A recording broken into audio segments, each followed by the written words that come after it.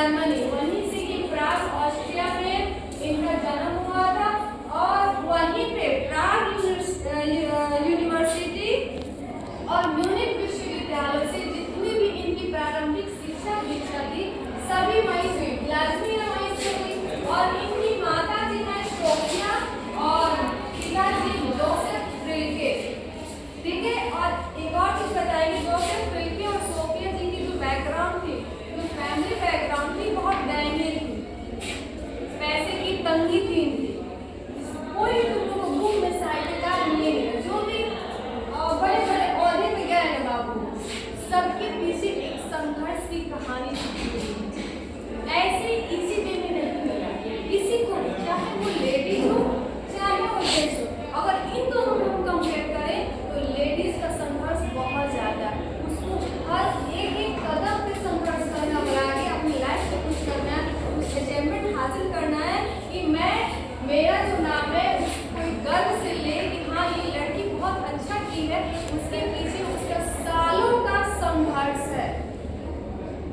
किससे किससे वो फाइट नहीं की, ऊपर पढ़ने के लिए मम्मी से, पापा से, भैया से, थोड़ा सा आगे पढ़ने के लिए जाने के लिए तो उनसे लिए ना हमको यहाँ जाने के प्लीज हम बस पढ़ाई करेंगे, मेहनत करेंगे, तो लोग देखते होगी। जैसे तुम घर से सारा परमिशन मिलेगा तो तुम्हारे गाँव मोहल्ले के लोग कहाँ जा रही है, दिन रात देख रहे हैं, जा रही है, उन्हें जा रही है, बस उनको भी यही चक्कर में रहता है कि गलत काम कर रही। अच्छा कोई नहीं सोचेगा, सोचेगा तो गलत ही सोचेगा, अरे वो पढ़ने भी जा रहे हैं तो क्या उसकी फैमिली वाले जानते हैं ना, तो क्या करना है। इसलिए लड़की जब कुछ सफल होती है, कुछ अचीवमेंट हासिल करती है, उसके पीछे उसका बहुत बड़ा संघर्ष है, वो खुद में एक कहानी है। क्योंकि लड़कियों को ग्रेजुएशन के लिए भी हायर नहीं बोला जाता था कि छोड़ ना काम चलाओ, पढ़ो, ग्रेजुएशन कर लो, आर्ट्स लेकर पढ़ लो, उतना काफी शादी के हो गया, घर की लड़की संभाली ही जाएगी, क्या करें पढ़ लिख को भी करना है, उतना ही पढ़ो जितना कि अपने बाल बच्चों को पढ़ा सके। यही मेंटालिटी अभी भी बनी हुई है, पहले भी थी और आने वाले जनरेशन में बनी रहेगी अगर हम चेंज नहीं किए। चेंज कैसे होगा, ये जो आप लोग पढ़ रहे हो इससे अगर आप भी वैसे जो पुरानी धारणा संस्कृति चल रही है उसी को आप मानोगे ना तो ये चेंज नहीं होगा। जब उसको बाइकआउट करोगे कि मैंने जो सहा वो सहा, लेकिन मेरे से जो बच्चे जन्मेंगे, जो मेरी जनरेशन है उसको हम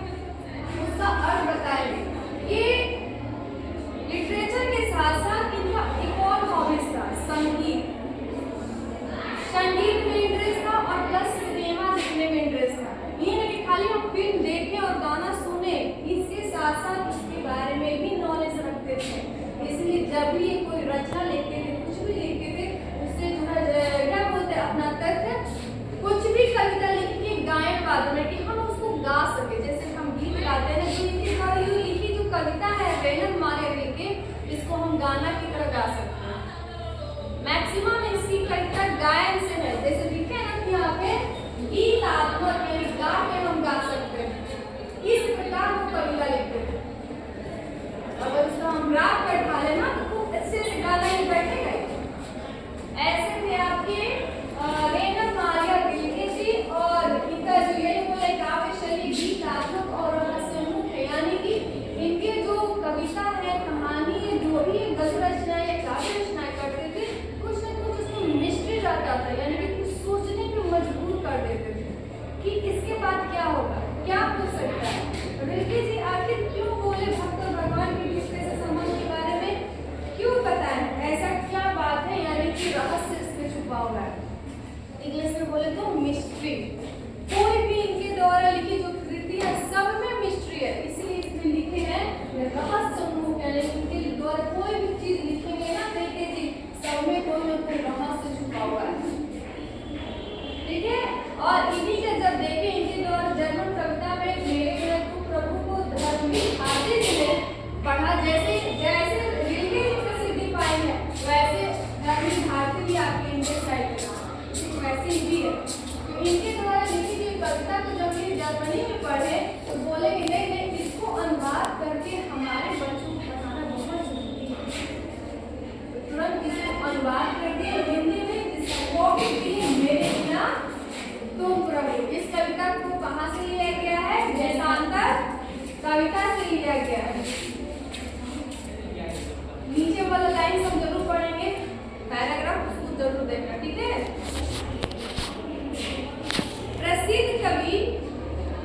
प्रसिद्ध हिंदी कवि धर्मवीर भारती द्वारा भाषांतरित यानी कि अनुवाद, ठीक है। इस महान जर्मन कवि की कविता यहाँ प्रस्तुत है। यह कविता विश्व कविता के भाषांतरित संकलन देशांतर से ली गई, जो कि मैंने अभी बताया। गिलके का आधुनिक जीवन विश्व कविता पर प्रभाव बताया जा रहा है। विश्व कविता लाजमी जब पढ़ा है तभी है, इनमें शामिल है।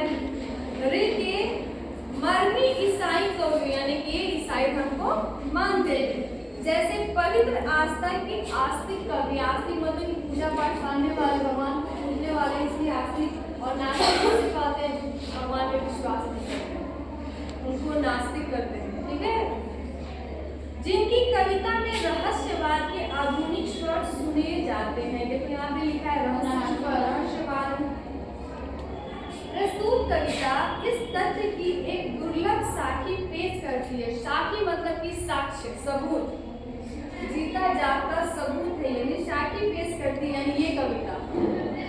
बिना भक्त के भगवान भी एकांकी और निरुपाय है, यानी कि भगवान की भगवता तभी सिद्ध होती है जब हम जैसे भक्त उनकी पूजा आराधना करते। अगर हम ही उनकी पूजा आराधना चाहे तो कोई भी धर्म नहीं करे तो कोई मानेगा कि अल्लाह है, ये भगवान है, ये ईसाई है, ये फादर है। हम जैसे लोग ही ना भक्त गुणगान करते हैं, एक दूसरे से कहते हैं, तो ऐसे पास आउट होता है तो बहुत सारे भक्त हो जाते हैं, पूजा पाठ करते हैं। तो हम ही जब नहीं रहेंगे तो आपका तो कोई अस्तित्व ही नहीं रहेगा, भगवान का ही अस्तित्व नहीं रहेगा, यानी भगवान का अस्तित्व निर्भर है हम जैसे भक्तों पर भी, ठीक है। और इसी दो लाइन पे ये पूरी कविता है, सिर्फ यही समझना है, इसी चीज को डिफाइन करने में लिखे हैं बस। और उस कविता का पूरा सारांश मैंने अभी बता दिया। फिर आगे उनकी भगवता भी भक्त की सत्ता पर ही निर्भर करते, जो कि मैंने अभी बताया। हाँ, कविता विराट और सत्य एक दूसरे पर निर्भर है। प्रेम की धरातल पर अत्यंत पावनता पूर्वक यह कविता या इस सत्य को अभिव्यक्त करती है, ये बताती है।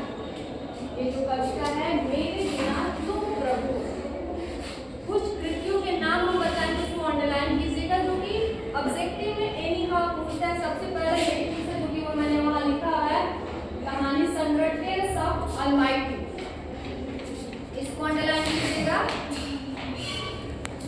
और एक और है इनका उपन्यास है the notebook of Martin Lord's bridge, इसको भी अंडरलाइन करना।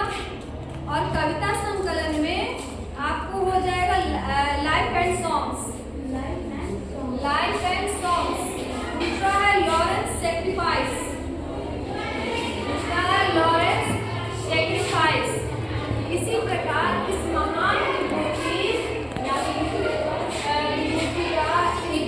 से इस 29 दिसंबर 1926 को देहांत हो गया।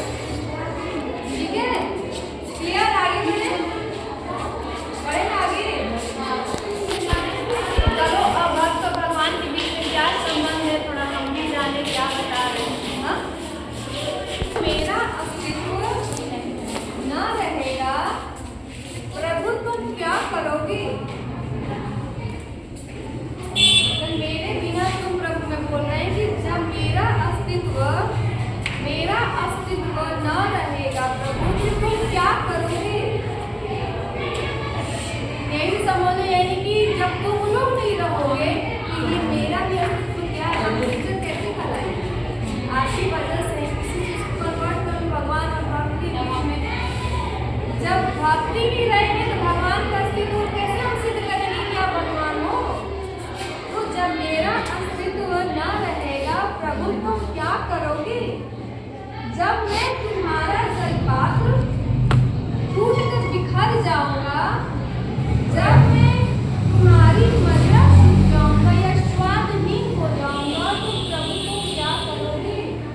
जब मेरा अस्तित्व न रहेगा तो तुम प्रभु क्या करोगे? यानी कि मैं ही तुम्हारा जलपात्र हूँ। अगर यही जलपात्र टूट कर बिखर जाऊंगा, आपकी आस्था से मुझे चोट पहुंच जाएगी, बिखर जाऊंगा, तो फिर आप जो जलपात्र, जिस जलपात्र से आपको जल ग्रहण किया जाता है, उसी जलपात्र में आपको मदिरा दी जाती है, मदिरा का विश्वास विहीन हो जाए, गंदा दे दिया जाए, तो आप क्या करोगे?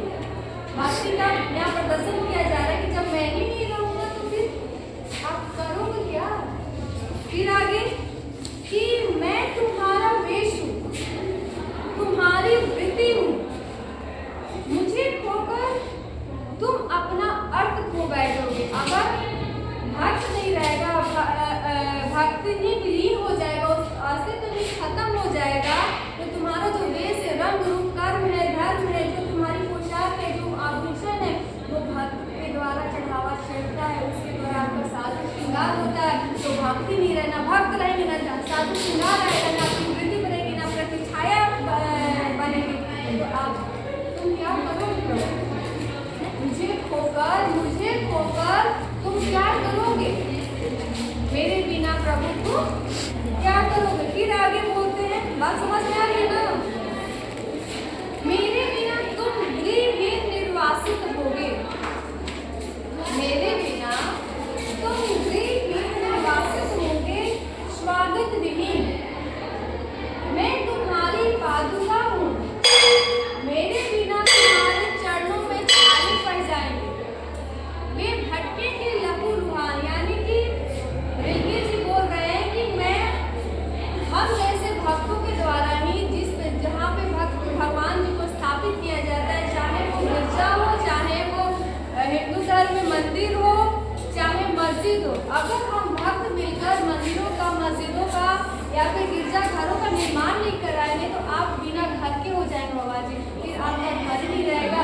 और मैं फिर आगे बोल रहा है कि मैं ही आपकी पादुका हूँ, तुम्हारी, यानी कि जो आप खड़ाऊ चप्पल पहनते हो, ये मैं हूँ अपने आप, क्योंकि एक भक्त भगवान जी के दास ही होते हैं हम सभी। तो दास तो कहीं भी हम पीछे नहीं रहेंगे, तो मैं आपकी पादुका हूँ, जिस पादुका को आप चल के अलग अलग जगहों पे विचरण करते हो, जाते हो। जब मैं आपकी पादुका नहीं रहूँगा तो मेरे बिना आपके पैरों में छाले पड़ जाएंगे, वो छाले जब पड़ जाएंगे तो लहू लुहान, यानी कि उसमें से खूने बहेंगे, तो मेरे बिना प्रभु आप क्या करोगे? जब मैं आपकी पूजा अपना सुबह शाम संध्या पूजन, सुबह का जलाभिषेक जब मैं ही नहीं करूँगा तो तुम क्या करोगे? जलाभिषेक किया जाता तो उसी को वही जल भगवान जी ग्रहण करते हैं। जब हम ही नहीं चढ़ाएंगे तो फिर आप क्या करोगे? मेरे बिना प्रभु आप क्या करोगे? फिर आगे बोलते हैं, थोड़ा सा ही फट से हो जाएगा, तुम्हारा शानदार लबादा गिर जाएगा, तुम्हारा शानदार लबादा गिर जाएगा, तुम्हारी कृपा दृष्टि जो कभी मेरे कपोलों की न